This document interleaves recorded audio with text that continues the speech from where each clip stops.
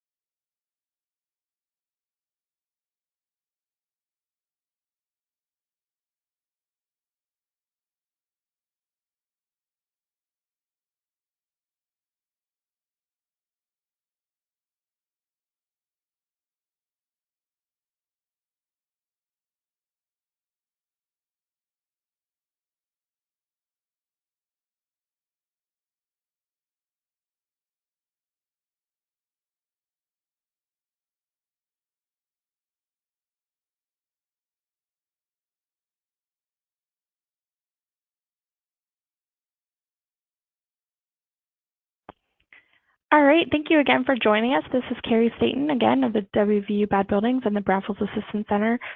This webinar is part of a program coordinated by the Brownfields Assistance Center called CABIN, and we'll learn more about that in a second. This is the Redevelopment Expert Exchange Program. So CABIN is the Central Appalachian Brownfields Innovation Network, which provides education on everything brownfield and redevelopment related. And we do that through 3 programs: the Redevelopment Expert Exchange, the Front Porch, and Campfire. This is the Redevelopment Expert Exchange, where we provide these webinars as well as some day or couple-day trips for communities to learn from one another about specific redevelopment topics. The Front Porch is an online forum where you can ask questions of your peers and get responses and have conversations about the different issues related to brownfields and redevelopment that you're having in your community.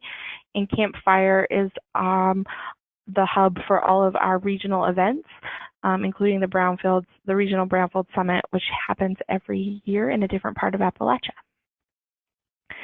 On CABIN, we partner with several organizations, most importantly, all of the states within Central Appalachia, including West Virginia, Kentucky, Virginia, Tennessee, Pennsylvania, and Ohio. As I said, the Redevelopment Expert Exchange provides for experience sharing between communities in Appalachia, including it started as a West Virginia program and now has grown to be a regional effort. These include workshops, site visits, consultations, and then the webinars on special topics. If you are interested in either an exchange or a special topic webinar, you can always reach out to us and we'd be happy to try to make that happen for you. Our next event coming up is the West Virginia Brownfields Conference, which is September 5th through 7th in Charleston. This is looking to be a big, exciting redevelopment event. We're expecting at least 275 people to talk about topics on downtown revitalization, revitalization of industrial legacy sites, financing, and the implications of changes to the Brownfields Reauthorization Act or the BUILD Act. And you can find more information about that on the Brownfields website, which is listed here. So now I'm going to hand it over to our speaker, Shay Straight, who is the project manager for WVU Bad Buildings. And he's going to talk to you more about this program.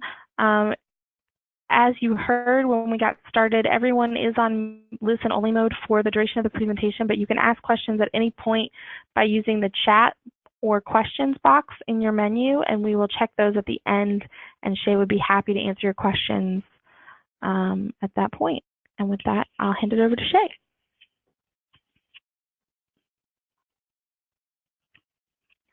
Hi, good afternoon, everyone. I'm Shay Straight. I'm the WVU Bad Buildings Project Manager. Little background on me. I have gotten a master's degree from Fairmont State University here in West Virginia on architecture, but particularly small town Appalachian revitalization and urban planning. So with that, I've gotten to this job here. So what we're going to do is go over this program today and the model of that. So what is Bad Buildings? It's actually an acronym. It is the Brownfields Abandoned Dilapidated Buildings Program.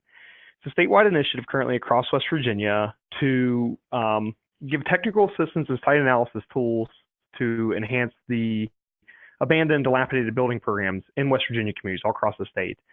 So what do these look like? Brownfields aren't what we typically think of. They aren't just our old industrial sites. They can be a wide range of things, including residential homes that contain asbestos or lead. So the program does look at all types of structures: industrial, mixed use, commercial, residential, institutional buildings. West Virginia has a high number of decommissioned schools and others. There are many other buildings that don't fall into these typical boxes that we will have to either try to find reuses for, if not demolition. So why do bad buildings matter? Well, so these dilapidated, abandoned, vacant, and contaminated structures really discourage investment and development within an area. A lot of us already know this, especially with Brownfields initiative, about how important it is to have these sites ready and cleaned up and have mechanisms available to allow folks to do that. It's the same way with bad buildings. If there's deteriorated or abandoned buildings in a neighborhood or community, it can really drive down the investment and development of those neighborhoods. It slows them down. It reduces the tax revenue. Big concern, especially for your state assessors and your sheriff's office, along with the local governments that rely on those monies, such as the school system, with the property taxes in order to keep things running. And then reduces the availability of commercial industrial properties. It's very hard to get new businesses to come in, to get new development, if there's so many either vacant or deteriorated and collapsing structures across the community. It's not the perception that people are looking for. So the benefits to eliminating it, obviously right up front, is increasing property values. A burned down home can reduce the property value of an adjacent home by 10% or more nationally. They also can reduce property values through general assessment. Even if it's not burned down, if it's just vacant or dilapidated, the assessor's office will lower the value, and then we also lose the tax revenue, and then your property also decreases value for sales, which reduces your equity in your capital. It improves economic vitality. By removing these structures or rehabilitating these structures especially, we can drive catalytic reinvestment within these communities and neighborhoods. Helps prevent urban sprawl and decreases civil infrastructure costs. This is especially important as America has been automobile-oriented now for more than 60 years. And so with our development, it's very easy to push outward and outward, but that type of development tends to continuously increase the cost of our civil infrastructure and our systems. So it's very important that we capture these sites that are either vacant lots or buildings that could be saved and put new development back in there in order just to spend wiser and to be more sustainable. So it also can help with greenfield preservation, which is very important, especially here in the mountain state where we're known for our mountains and our forests and all of our wonderful outdoor areas for our tourism and recreation, along with farmland. It's very important to preserve that as cities continue to grow more and more every day. So the model, how it works. So there are 5 steps within these 2 phases here that we'll concentrate on today in our presentation. I will go through each one of these individually. Please feel free to post questions in the question section or the chat. I will be watching both, and I will get to those at the end. So with the bad buildings model, the first thing we need to do is to form a team of local stakeholders, volunteers, elected officials, civic organizers, business owners, just a whole collective bunch of folks. We'll train that team on how to identify, survey, and research these buildings to gather the data we need. We'll develop an inventory of these buildings, and we will analyze that inventory. So this way we have an objective understanding of what is going on within our community. We'll create a redevelopment plan that addresses these problem properties, and we'll also have recommendations to help be proactive in preventing more dilapidated buildings. And then we'll implement the plan. We'll continuously work through with the communities and its entities to make sure that each of the steps that is feasible and most important gets implemented and put in place, and then continuously evolve those goals as we move along. So, oh, my PowerPoint froze here. There we go. So forming a bad buildings team is our first step in this process. If there's no existing entity that wishes to take the lead, what we need to do is establish a local champion or champions. And we may need to do a preliminary meeting to do this. A good example is, I just got back from Matewan, West Virginia. What we did was, we had this discussion about what the Bad Buildings program was at a city council meeting. They invited local citizens who had interest in the topic, and one of them stood up and actually said, yes, I will be the local champion. I will help with distributing communication and gathering up team members and communicating with the state partners such as myself and other entities we work with on this matter. And we will then update the city council as we go along. So once we have that local champion, like I said, they will often, them and others will recruit folks for their team.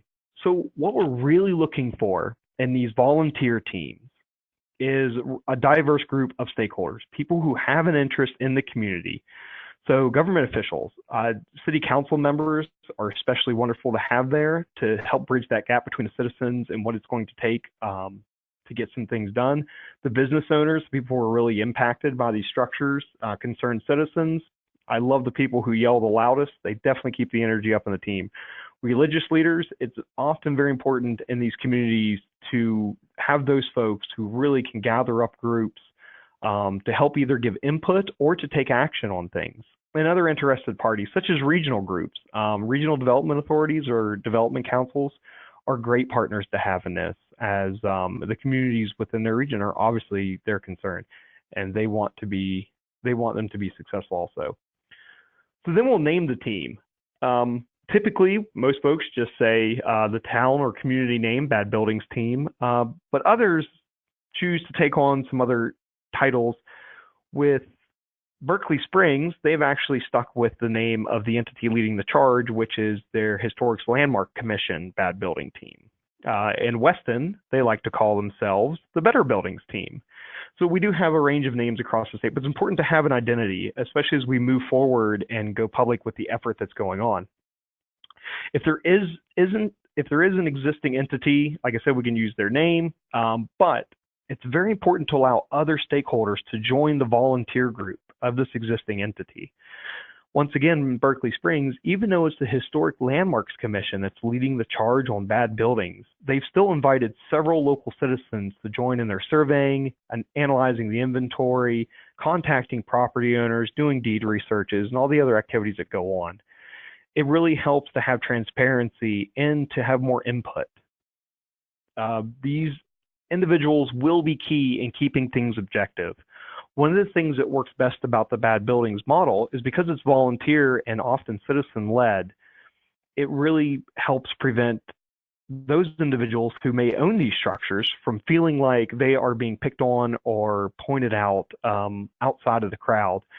When everybody has a voice in it, it helps keep things a lot more fair for those individuals. And many hands make light work. The more people involved, oftentimes the better. And with that, we can be much more effective and help delegate tasks. It keeps the team motivated and prevents anybody from getting burnt out and the effort to redevelop and to reinvigorate our communities. So our next part of it, the second step in the first phase, is training that team. So now we have it established, we have a name, we have an identity. So we'll schedule a meeting of 1 to 2 hours. It may end up having to be 2 meetings, depends on the availability of the volunteer team. So what we'll do is we'll overview the model as we are doing here today. We'll also establish a general timeline. Change is not overnight. The volunteers need to be aware of their commitment and their importance to this matter.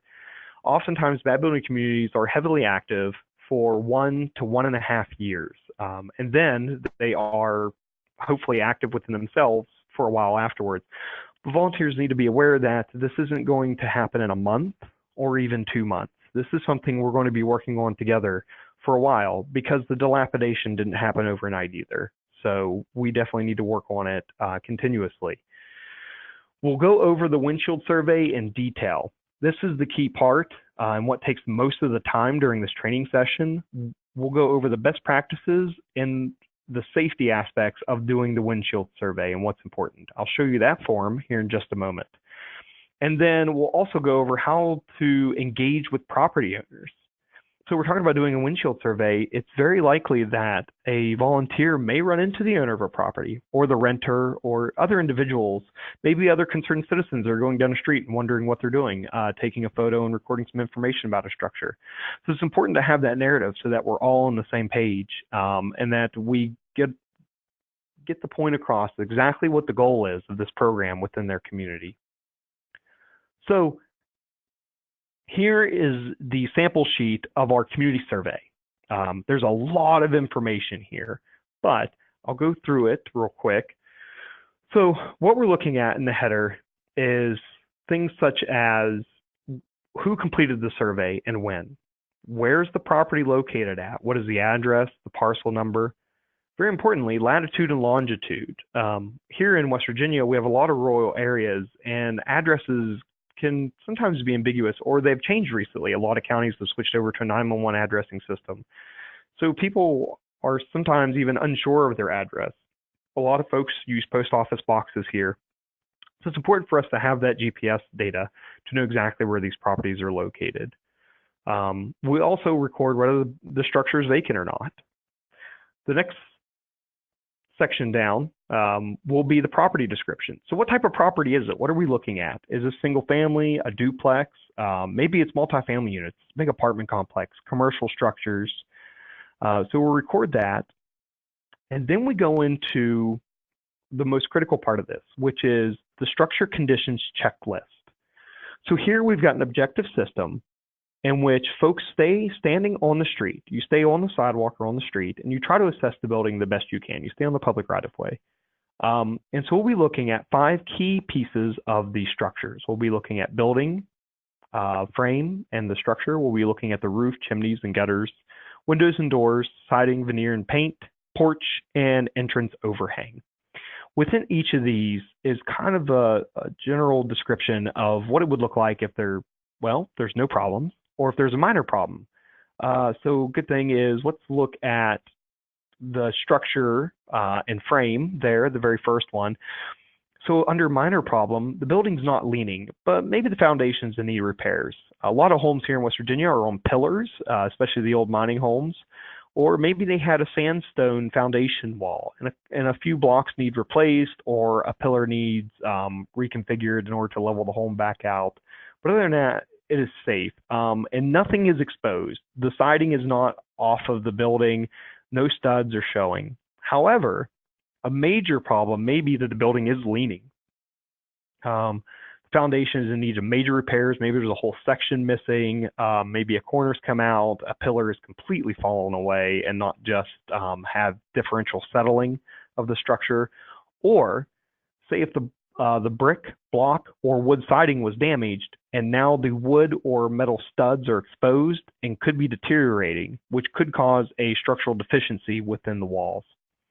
Same thing with the roof, the windows and doors and siding, and porches and overhangs.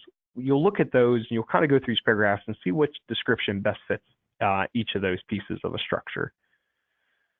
Then, with that, once you've assessed the structure at all 5 of these areas, you'll rate it.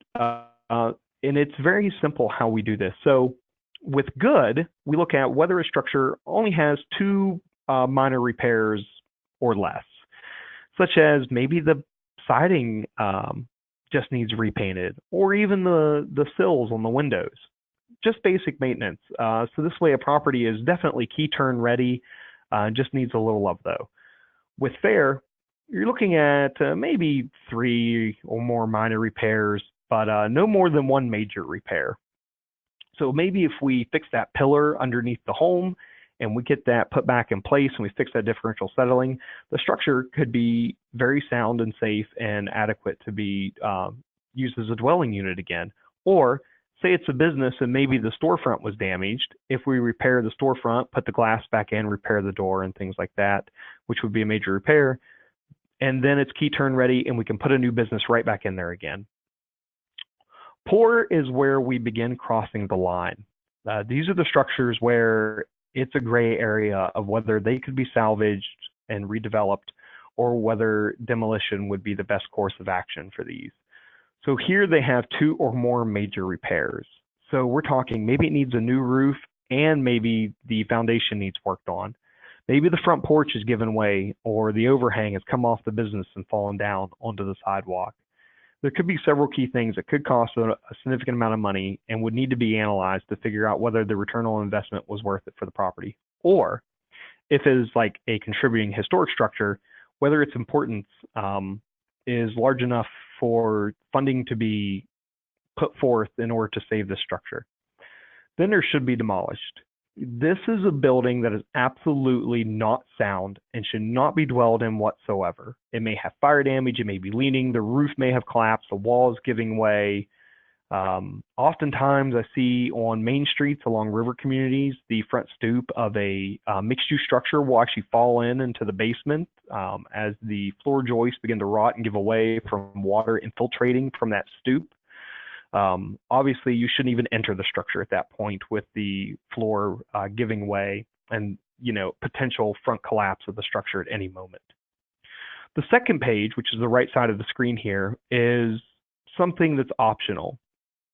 So one thing is communities could decide to record information on vacant lots, especially for larger communities. This could be very important. Or communities looking for new development, they may want to use those vacant lots as catalyst sites to put new businesses or new homes onto. So I've given the option here for folks to actually rate those. Obviously, there is no reason for should be demolished on vacant lots. So either good, fair, or poor. You don't even have to really actually rate the vacant lots if you don't want to, because oftentimes any cleanup that may be needed on these lots, as long as it's not a brownfield, will be insubstantial and could just take 1 day of volunteer time to usually clear. One of the things we have there that's optional, which is anything in the dashed orange, but on the second page, you'll notice there is vacant building indicators. So with this, if you are unsure if a structure is vacant, if you're not sure if anybody's dwelling in it or using the building, you can go through this checklist and kind of get a good idea. If you have 3 or more hard indicators here, there's a good chance the structure may be vacant, although not a guarantee. But this helps give us a better understanding, because not at any moment can we maybe understand whether a structure is being used or not. It is common for folks to have their water meter and electric meters be pulled and to still be living in a structure for a period of time afterwards, maybe even a year or more. And that is not even with those structures in which maybe there's some malicious activity and electric is being siphoned off of an adjacent property. So it's important to look through these and really see what's going on and to have an understanding of that. Now, just above the vacant buildings indicator, I skipped over it, but this is one thing I wanted to really touch on here is the owner information.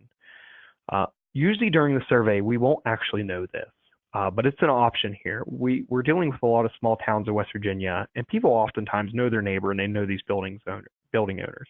However, it's very important not to guess who the owner is. If we get the owner incorrect, it could really stifle our progress later on as we're trying to make contact and we're trying to send out letters and engage with them. So if that is an absolute definite, folks can fill that out. But if not, if they're not 100% certain, we ask them to leave that blank and we will gather that information later. So importantly is starting a conversation with a property owner. So here's a common script. Who are you? What is the goal? Maybe you can figure out what's going on with the site. You find out it's an airship.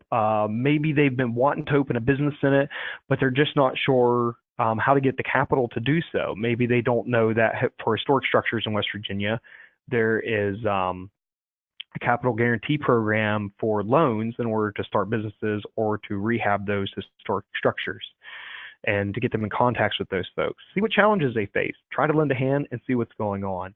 That is the ultimate goal of this when we're engaging with folks, is that we're trying to be helpful. We're not trying to be just purely enforcing of dilapidated structures. So what we do with this information, be clear and transparent with them that you're going to bring it back to the rest of the team and the community so that we understand what's going on and we can try to find the solutions to bring the properties back into productive use. We want to see the town thriving, we want to see the town prosperous, and we want to see the community safe and healthy. And only by having the right information, or as much information as we can get, can we do that. It goes through what information you may want to seek from property owners or renters or other people. And then also, if the property owner has run into challenges with their plans, how can you help? Oftentimes it's bringing the information still back to the group, and we'll see what partnerships and groups we can get them connected with. And next steps. The second page there, you can record, kind of free notes about the information with your conversation with these individuals, and then share that with the group. Now, so for the actual survey, so now we know how to use the survey sheet. So what do we need to do? One, we need to establish survey boundaries. Is it going to be the entire municipality, a single neighborhood, an unincorporated community? There are many options, and each community can be flexible. Charleston, West Virginia, we did the boundaries for the Charleston Urban Renewal Authority area within the West Side community of Charleston. Fairmont, we did the entire city. We also did the unincorporated community of Middle Way out in the eastern panhandle of West Virginia. So there's many different boundaries that we can form and work with. Then we need to establish survey areas within those boundaries. For Fairmont, they did things such as breaking it down into city blocks or neighborhoods and subgroups. Then we'll establish survey teams to go out into those areas. So usually two-person teams, definitely not one. This is for a couple reasons. One, safety. We definitely want folks to be in pairs. Sometimes property owners can be confrontational, or there could be hazards within the environment, such as stray dogs or other things. So it's important to have somebody there with you for safety. Additionally, it also helps with, once again, being more objective and more fair. When filling out the survey, maybe the two folks can talk it out and be like, do you really think that that gutter is in, a serious need of repairs, or do you think I'm just unaware of what gutter repairs really take? And to have that conversation, to this way give a more fair rating on the survey. At the end of the surveying and the inventory, we'll collect all the surveys over several weeks, maybe even months, depending on the size of the community, such as Fairmont, where it took us 3 or more months. And we'll compile those into an inventory. So within the inventory, we'll take the data that's on the survey sheet. There were several other things I didn't go over. There was a lot of information we could gather. Even after the survey, there's still more information we can gather, and it depends on what the community really wants. The key data points, though, are the address, the parcel number, the type of property, single family home or commercial, mixed use, the date it was surveyed, how old is our data? It's very important to understand that. Years vacant, how long has the property been without a user? How long has it been since there has been common recurring traffic in and out of the building and a common use for it? Latitude and longitude, once again, to guarantee we're talking about the right location. Owner information, very important here. Vacancy indicators, building conditions, which we've already rated. The year the property is fixed. So the inventory goes beyond just gathering and looking at the information. It goes into, well, what's our success rate? How are we doing? So we look into when was the property fixed and how was it fixed? And what do I mean, how was it fixed? Was the property demolished, rehabilitated, redeveloped? Was a vacant lot cleared of dangerous debris? And was public funding used, or was it all private funding? Or was it a partnership of the two? Was the city or county involved? It's important to know these things, especially to show your success in the effort to come. Additional data points can be very key here, such as parcel square footage, building square footage, the date the structure is built, is it on a historic registry and a contributing structure? What neighborhood is it in? What is the deed information? What is the book and page number? That information right there can definitely play into things such as a pro forma for a building and a site. And this way you can market those buildings. I'll go over that a little more here in just a moment. You also have charts within these inventories that are already pre-built for active and reconciled properties. How many? Where are they? What condition are they in? How long have they been vacant? How many are vacant? A good example of this was, well, my favorite story actually is where oftentimes we hear in communities, people, the concerned citizens, yell out loud about the out-of-state property owners and how they come in and they buy these buildings, these second homes and things like that. They just leave them there to rot and they don't maintenance them. Oftentimes when we finish the survey and we've looked at who owns the properties by looking at tax tickets and deed information, most of these highly dilapidated properties are usually owned by people either in the municipality and the community itself, or at least in the close region, so such as the county or the next county over. So suddenly the narrative begins to change, and it really helps to be objective and shed some light on it, whereas the citizens could have been wasting their effort on something that wasn't actually a problem. Another thing was Westside Charleston was one of our communities, and they were looking at doing a home rehabilitation program to get these homes back into productive use, and including the homes that were in poor condition. They really wanted to save as many as possible. However, we came into the concern that once we had done, we almost had just as many vacant properties, vacant residential homes, as we did seriously dilapidated ones. So with that, we saw there really wasn't a need to try to save these ones that were kind of over the line or maybe a little too far gone or in the gray area, because there were just as many vacant homes that were key turn ready. And so what we needed to do was focus on a kind of addressing the population exodus and getting these homes back into either rented or owner occupied once again. So this isn't a pro forma here for those of you who've worked with those, but this is kind of getting there for those communities who've never put one of these together. This is our property one-pager that we've developed. And so what you can do here is you can take your key sites and record all of your information on it. Where's the property address? What type is it? What condition is the property currently in? Priority rating here, I'll go over in just a moment. So then we go into actual property information. And this is where it can be very important, especially if you're wanting to sell this property or to get it back into use. It's important to know how big the lot is. What's the square footage of the building, if the building can be saved? How many years has it been vacant? Is it a contributing structure? Does that qualify for other redevelopment grants? What's its parcel number and lot ID? So this way folks, if they want to research on their own, can find an information about it, or to make sure that the deed and ownership is up to date. And then the condition of the structure. You can also record that here. So this way you know, oh yes, the roof is in need of major repairs. Obviously the one in the picture here is unsalvageable. But say if it was a mixed-use building, maybe it needed a new roof, we could be aware of that. So this way, people looking to acquire the structure be aware that they may need about $100,000 to $120,000 for a roof repair or other major repairs. So this way, they can make sure that the capital is in place for that and that they can make it work. And then owner information, including the very end there, notes about the owner, contact, and plan. What does the owner want to do with the site? Are they just wanting to discard it and rid themselves of the responsibility? Or are they hoping to repair it themselves and maybe get a lease or renter into the property and get a productive business back in place, or a new person into their home that they're renting out? So this is a great way for us to just look at a property real quickly and understand what's going on. What you can do with this is you can take the same information, enhance it a little farther, and put together a pro forma on your building.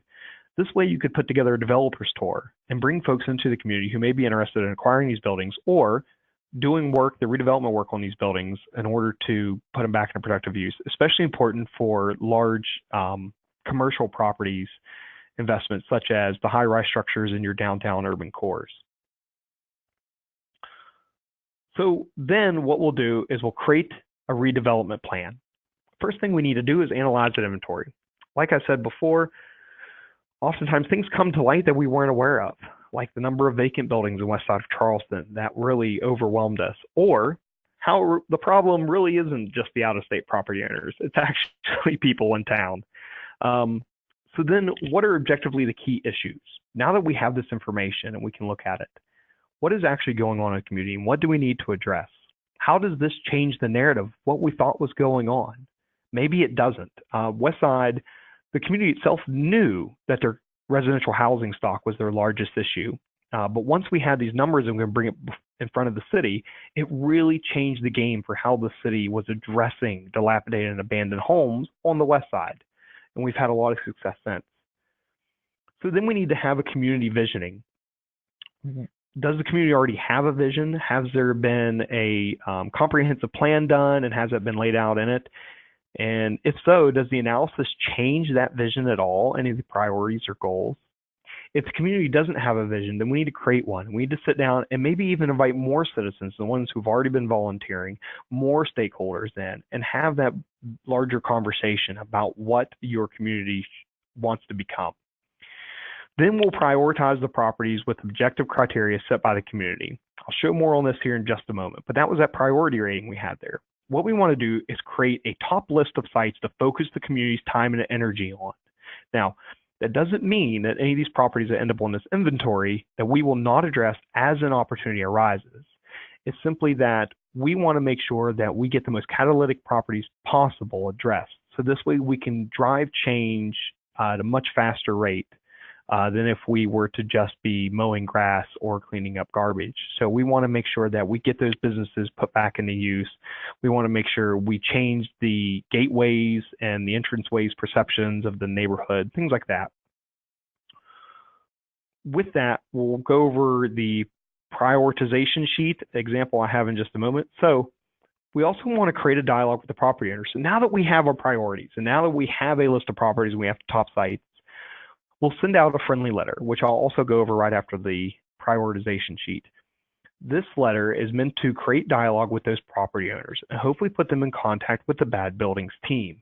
This way we can begin working with them, not against them, to get these properties put back into productive use. And then we'll begin developing the redevelopment plan. So we'll review existing plans, gather input from the broader public, all the things I've discussed. All of that will happen, and maybe over several meetings. With Charleston, we spent almost 9 months doing that, really gathering input from anybody and everybody and looking at the data over and over again because there was so much of it to pour over. And now the end product, the redevelopment plan we developed for them, I think is going to have a real impact for their community. So, sample priorities. These are the 4 things that I usually recommend to every community, although these can change depending on the community. So those 4 things that I recommend are dilapidation, the health and safety of a structure. These are high priority, especially if these are properties that should be demolished or in extremely poor condition and they're unsecure, which means they could attract trespassing. Curious kids could get injured in these buildings. Maybe, fire could be started inside from somebody trying to stay warm and trying to get out of the weather. And then that could put adjacent properties or other people, including that individual, at risk. So those are high priority properties, things that could definitely impact other people's safety. Medium priorities are the properties that are kind of on the fence.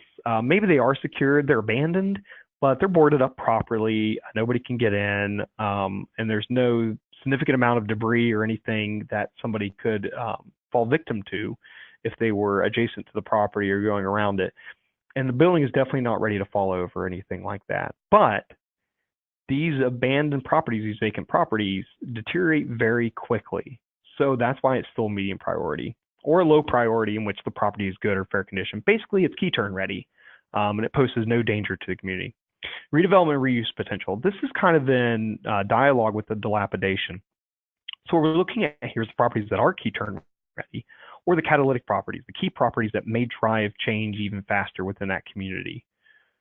Then we have visibility. These are or AKA gateway properties. So what are your main entrances in town? What are the main entrances to maybe key areas such as city parks and neighborhoods or commercial areas, mixed use, such as your central village districts within your community?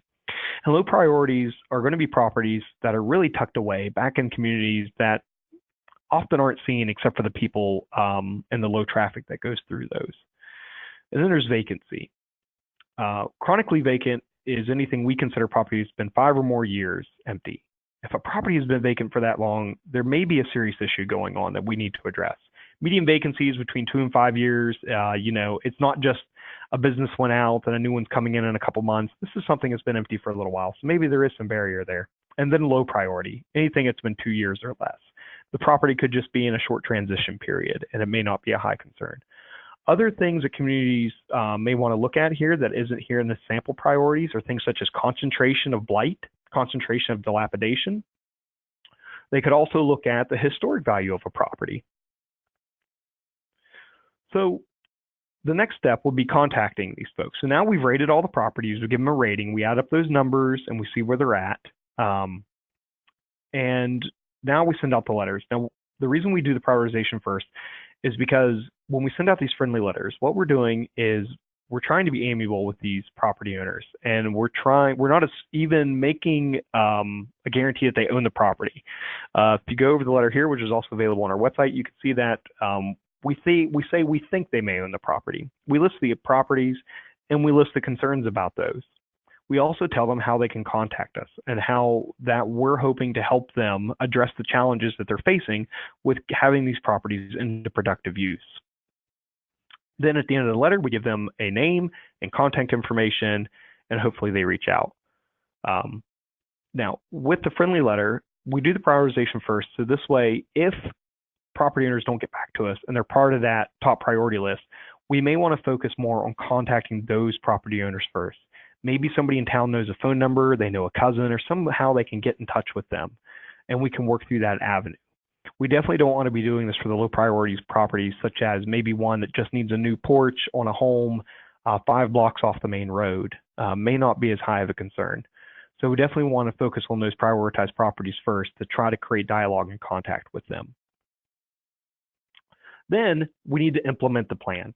So we develop the partnerships needed to be successful. We get these folks in contact, and we bring everybody to the table that we can, such as regional development, economic development authorities, nonprofits, volunteer workforce, city council, code enforcement, the planning office, the West Virginia State Development Office, Department of Environmental Protection. Remember, we are talking about brownfields also, and there are lots of grant programs out there to assist with especially smaller projects. Emergency personnel, these folks are especially impacted by bad buildings. Firefighters are very susceptible and have a much higher rate of injury in abandoned properties than they do in other properties that are facing their assistance, and many others that come along. So we need to bring them to the table to help make the community successful and create those key partnerships. Then we need to decide who is responsible for the different pieces of this plan. So is it the neighborhood association, the city, the county, a local nonprofit? There are many folks who can take on different roles in this plan depending on what we outline in it. Things such as adopting new city ordinances or codes, or maybe they need more code enforcement personnel or assistance from the city police in order to do the enforcement of such things. Maybe the neighborhood associations need to play a bigger role in holding property owners accountable or having good dialogue with them and then making sure they understand the expectations or the needs of their community that they're all part of. So each of these groups can take on a different role. One good example would be the religious entities within a community could take on the role of looking at the properties in which they're owner-occupied, single residential homes that are in poor condition or are in fair condition and maybe are needing some work. And maybe they're occupied by such as a senior citizen with only Social Security as income, a disabled family, things such as that, and get them in contact with missionary groups who can maybe come in and assist with redrywalling, handicap ramps, painting, roofing, and other small needs that may be done in order to keep that family safe and secure and in their home and in their neighborhood. Then what we need to do is stay engaged.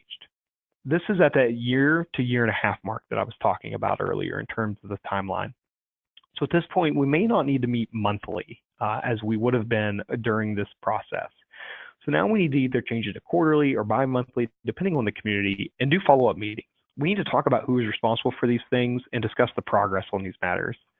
We need to keep volunteers and the concerned citizens informed about what is going on. What has the progress been? Once again, we have the inventory, and part of the inventory was tracking the success of redeveloping and or demolishing these dilapidated properties. Definitely publish the success of the community. Talk about when a demolition happens. Talk about when a new business comes in.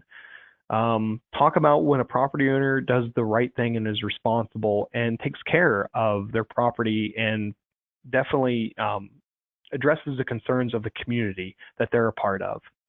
And continuously develop new partnerships and new goals. To me, cities are an ecosystem. They're delicate, they're synergistic, and they're ever changing. So what was our concern 10 years ago probably won't be our concern, hopefully, 10 years later. So we need to constantly be looking at what the information is, what is happening, and what do we need to do. new opportunities will arise, new problems will arise, and we need to be aware of that. This didn't happen overnight, and this didn't happen for one reason. These buildings did not become abandoned, dilapidated, or contaminated just for one sole reason. It was many factors that contributed to this. So it'll be many avenues that we'll have to continuously pursue to prevent it or to address it. So I just like this quote here because I think it really captures the attitude of the bad buildings model, which is cities have the capability of providing something for everybody, only because and only when they're created by everybody, which is Jane Jacobs' Life and Death of the Great American Cities. Wonderful read. And that's because our entire model is volunteer-led. This is not led by the municipalities directly themselves. This is not led by a single group or a single individual. This is an input process from the whole community, start to finish. And we always have open meetings, and we always invite everybody to give their input. And we invite everybody to be a part of it. Many hands do make light work, and the communities that stay engaged on a broader level are always more successful. So here's a story real quick about one of our successes. This is Thomas, West Virginia. So they're a small little mountain tourism community in Tucker County, West Virginia, near Canaan Valley Resort. If you were to explore the town, say about 1998, it was almost a ghost town, especially in their commercial area, in their Main Street area. On the map on the left, that is East Avenue that you see there. It's all these mixed-use buildings right along the waterfront. However, a single business came in, and it was the catalyst for all the redevelopment in town. It was called the Purple Fiddle. It became a cultural hub and an attraction for all kinds of folks across the state and the regular tourists that were coming into town to come and have, local food, local drinks, and to hear folk music and other things that were particularly for that region. So even though that kind of like project started, they still reached out to us years later because where these buildings were empty for so long, many of them became dilapidated, and they needed serious tools and assessment to understand what was going on and how to address it. So after we've gotten an inventory for them, they had identified 5 target sites that they wanted demolished. These were definitely beyond salvaging and properties that needed addressed. The one that we were originally looking at, if you're looking at the map on the left, there's a star at the top of the town next to a green square. That was actually a photograph of a building I showed earlier in our sample one-pager. It was an old garage building that they wanted torn down. It was right on the gateway. So people coming in from Maryland, from Oakland, Maryland, for those familiar, that was the first thing they were seeing. Right next to a floor shop was this just abandoned, half-demolished garage. It is a contaminated site. The perception is at any moment it could fall in. It is structurally unsound. So there were a lot of health and safety concerns. So it was the top of our list. We were in negotiations with the property owner in order to deal with that. And then at the last moment, something had changed, and the property owner decided they wanted to try to shift ownership to somebody else, other than the nonprofit and community group or the city that we were all working with. So we already had funding lined up, and we already had a strategy lined up, but the property just had come out of our reach and come out of our site control. So instead, what we decided to do was shift our attention to the number 2 on the list. We already had dialogue with that property owner. We had already established a relationship with them, and we knew the intent of what they wanted to do with the site. So we ended up shifting our time and resources to that site there. That is the picture on the right side of the screen you see there. That is called the Eagle's Nest. So within a month, we were able to shift our focus from the garage to the Eagle's Nest, which was on the southern gateway of the city. So still having a key impact and still one of the structures we needed to address. Before the end of the year, just a month and a half later, we're able to start demolition and get the building down. Adjacent to it is a building that's currently being redeveloped into kind of a rental units and also apartments and even overnight stay, single night stay, hotel, motel. And then on the first floor is mixed use or commercial development for a business. So the adjacent property owner acquired this site, and he's going to use it to help with those businesses and those apartments. So this way, what happened here was a city was ready to take action. A city had all the resources, everything lined up. And even though there was something that set them back, they were still ready for success. They still had relationships built with property owners. They understood what was going on. They understood what the potential reuses were for the site. And they were able to turn right around and still make a success out of a short-term failure, which is really great because every site that we can address, every building that we can address is going to make an impact for the community. So where are we at right now? The Bad Buildings program is currently active in these communities across the state. All the orange dots you can see there. We're only in West Virginia at this point in time. We're working in cities and towns of all shapes and sizes, including our state capital, all the way down to Matewan and Mingo County, for those who know about the Matewan massacre and the beginning of some of the mine war struggles in West Virginia, all the way up to Moundsville and the Panhandle, and all the way out to Jefferson County, where we go with, Jefferson County, almost out to Washington, D.C. So we're definitely got some great outreach and a lot of different communities that we're working with across the state, all different shapes and sizes and with different needs. So how to engage with Bad Buildings program? We can host a Bad Buildings information session within your municipality or your community or in your neighborhood. We'll come and we'll give a presentation, much less in depth or maybe up to this level of depth, depending on what your desire is about the program. You could attend the 2018 Bad Buildings Summit. Here we will promote, and you can attend sessions and participate on discussions about topics to address brownfield, abandoned, and dilapidated properties and community and urban redevelopment. We're also looking at a Bad Buildings County model. We're getting ready to test pilot that in Boone County later this year, and we're also looking at the potential for other counties across the state to come.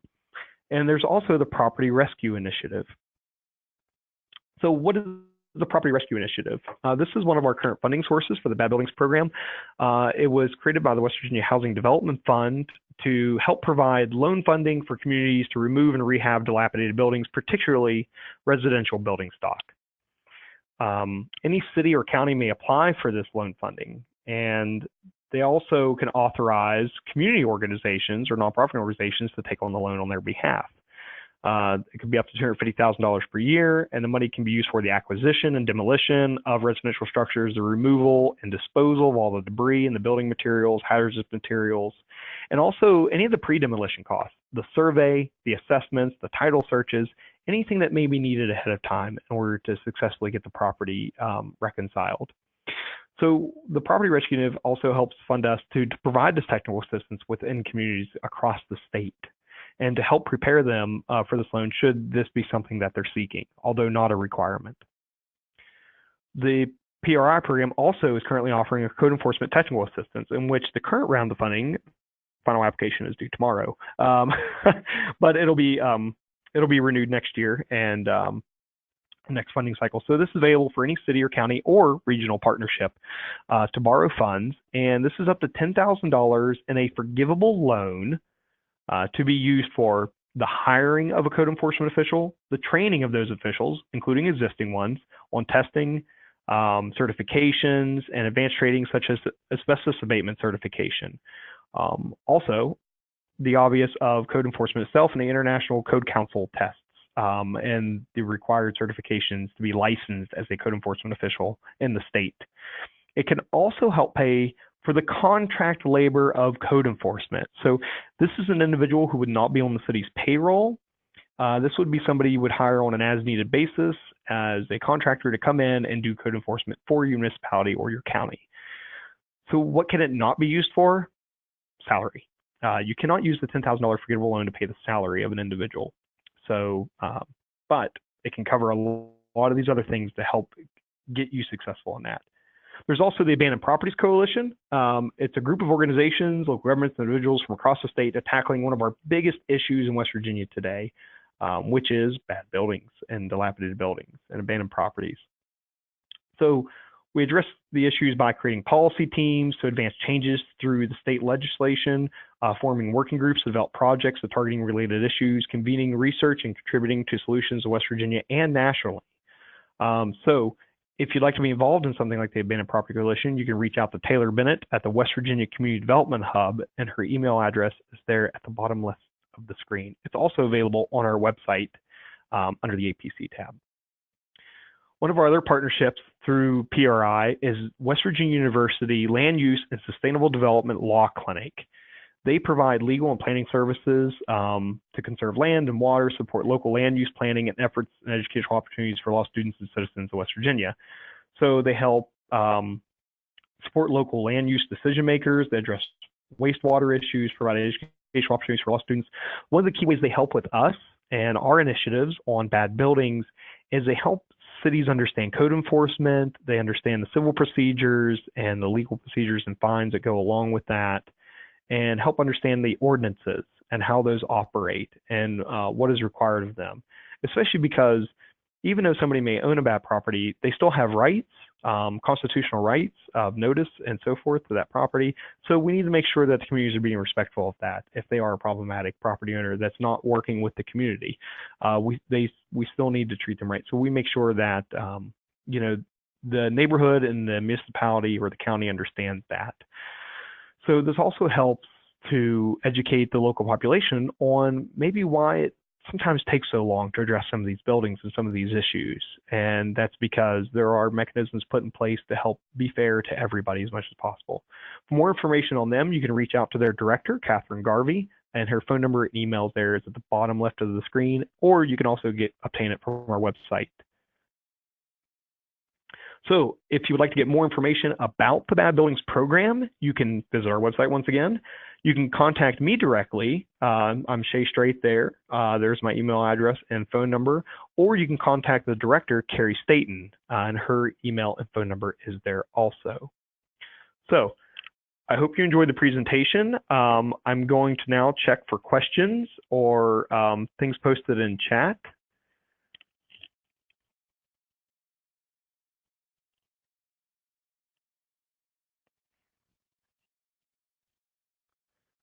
Okay.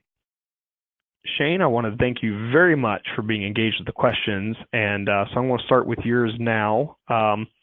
So Shane asked earlier, does the public have access to the surveys? Are they public or only part of the published success story? We do encourage that the information always be publicly available. I personally keep track of the inventories through a Google Drive and share those with the volunteer team.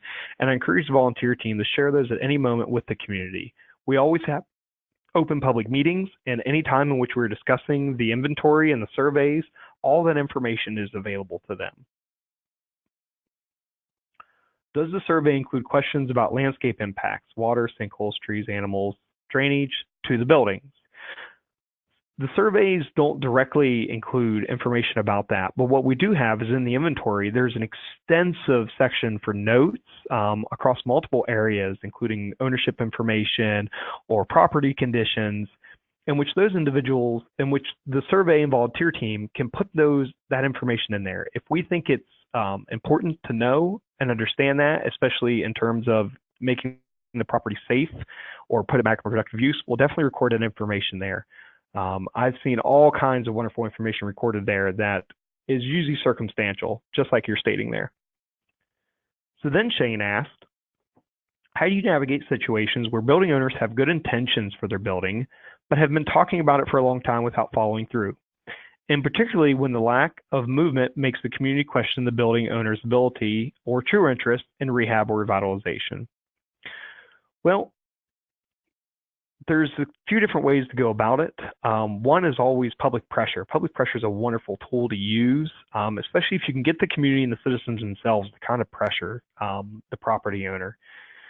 Now, eventually it comes to if pressure won't work and the property owner isn't making a move, and there isn't some other barrier, such as access to capital or funding in order to make the project a success or to get the building back in productive use. If it's maybe a lack of will, but maybe the best intentions. So with that, that's where using enforcement may play a role. And I've seen that even happen in my hometown, which is one of the towns we work in the state, Shinston, West Virginia, in which there was a very prominent member of the community who owned a rental unit right in downtown. And he always said he was going to do it, and he was going to do it and going to do it. And finally, after 2 years of public pressure, he never did repair the structure. And it was almost seriously dilapidated at this point. When the city finally leveraged some enforcement, and surely enough, within a month, it was back into safe and habitable conditions, above adequate, really, in order for renters to move back in and for the structure to be of use again. That's usually the route we go. Then depending on the circumstances, there are other avenues you can take and things you can look at. But it's definitely on a case-by-case basis that we need to look at that and address each property.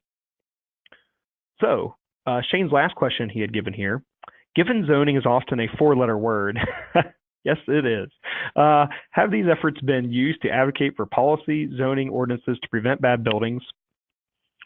Currently, with our coalition and our partners across the state, we're not necessarily talking about zoning. Our bigger question across West Virginia currently is code enforcement. What we've been finding out is that even most counties do not have code enforcement, or if they do, it's kind of inactive. And that's one of the key things we need to come into first, is driving this culture of responsible property ownership and maintenance. And it's hard to do that either without good public pressure and a healthy community, or good enforcement to help be the backbone of that. So that's currently the conversation we're having. Zoning is coming in which some of the communities are finally coming to this realization that they cannot prevent certain uses or structures from being built adjacent to their homes without zoning. And so this idea of it's my property and I can do what I want with it mentality is beginning to shift in certain communities across the state, as they're noticing that it is a concern when you aren't in some type of control of how your community is developed and the health and how that impacts the health and safety of your community. So Woody Hartlove asked, do you know if Kentucky has a similar organization?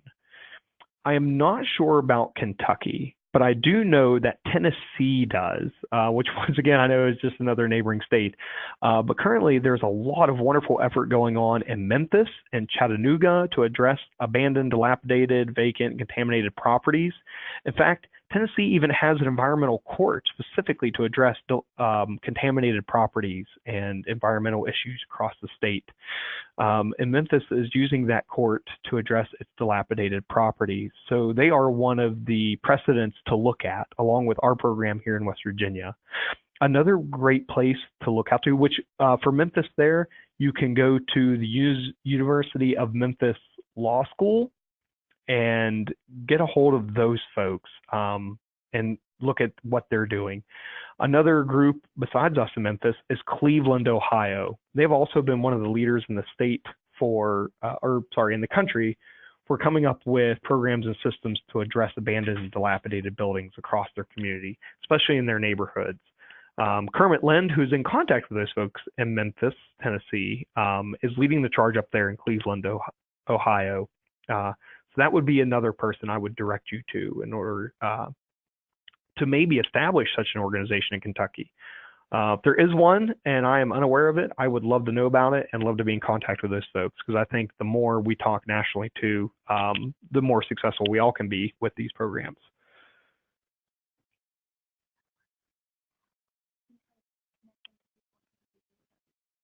Yeah, and if you'd like, you can contact us directly.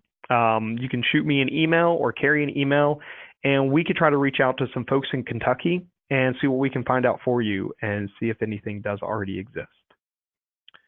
So that is the end of the chat. I'm just going to, or that's the end of the questions. So I'm going to check chat again real quick.